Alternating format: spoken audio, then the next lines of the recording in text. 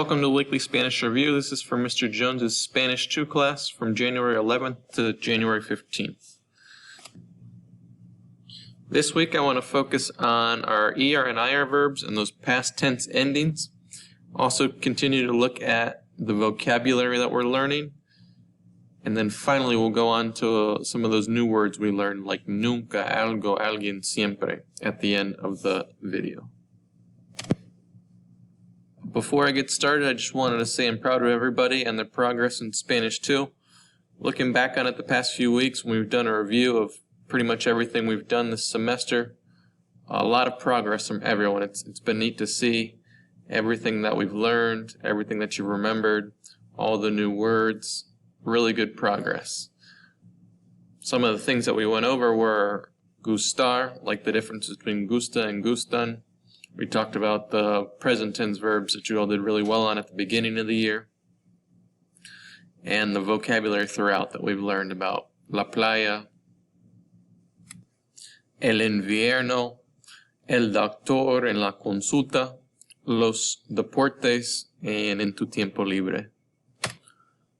But getting back to what we did this week. Again, we looked at ER and IR verbs in the past tense. We saw these endings, I, iste, yo, imos, and ieron.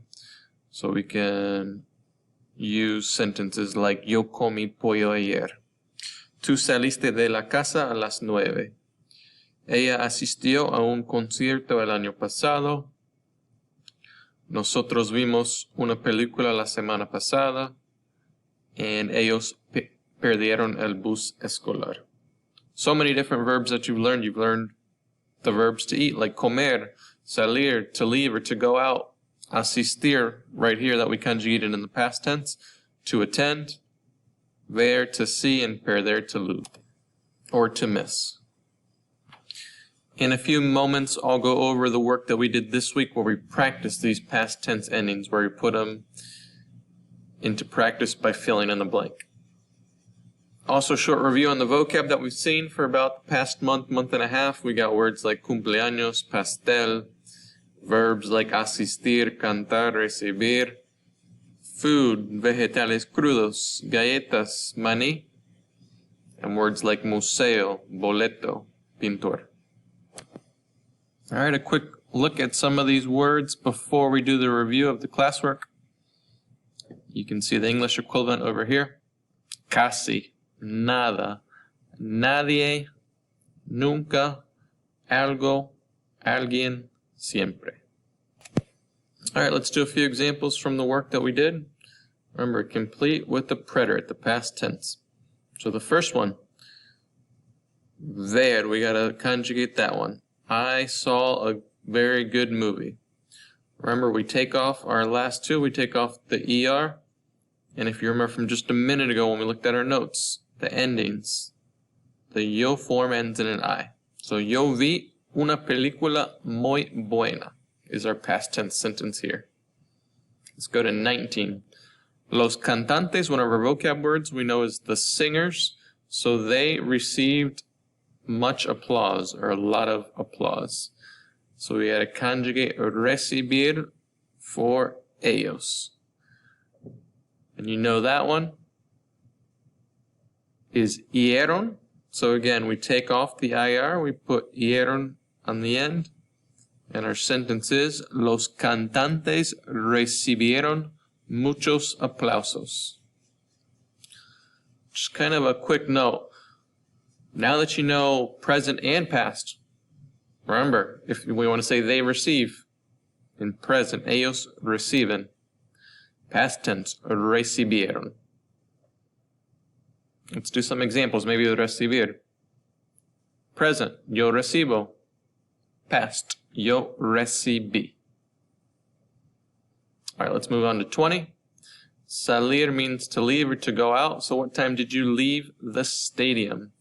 Remember, our to form is iste. So if we fill in the blank, ¿a qué hora saliste tú del estadio? One more example from up here before we go on to this positive negative form. All right, so we got our verb here, to drink. So Sarita is her name, so she drank 3 sodas. Let's conjugate beber. Remember, for él, ella, usted, those end in IO.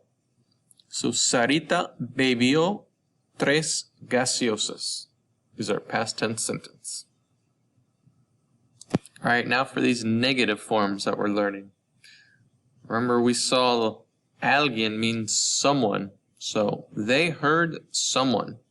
Let's change it to they didn't hear anyone. Ellos no oyeron a nadie. We know nadie is the opposite of alguien. For 30, hay algo en la mesa. There is something on the table. Let's make it the opposite. We got to think about the opposite of algo. Opposite of something, nothing. So we got no hay nada en la mesa. Okay, finally, let's do a hard one for the last one, number 32. Ellos siempre hablan a alguien de algo. They always speak to someone about something. So we got a lot of things we got to make the negative here. They never talk to no one about nothing. So for that one, ellos no hablan nunca a, then we got to get the opposite of alguien, nadie de nada. Again, one more time. Ellos nunca hablan a nadie de nada. Please continue to study the vocabulary list, the front of your list with all the words, and also the back with all the grammar. 5 minutes a night, really going to help. Next week we'll continue with ER, IR verbs in the past tense with their vocabulary and also with these positive and negative words, these forms.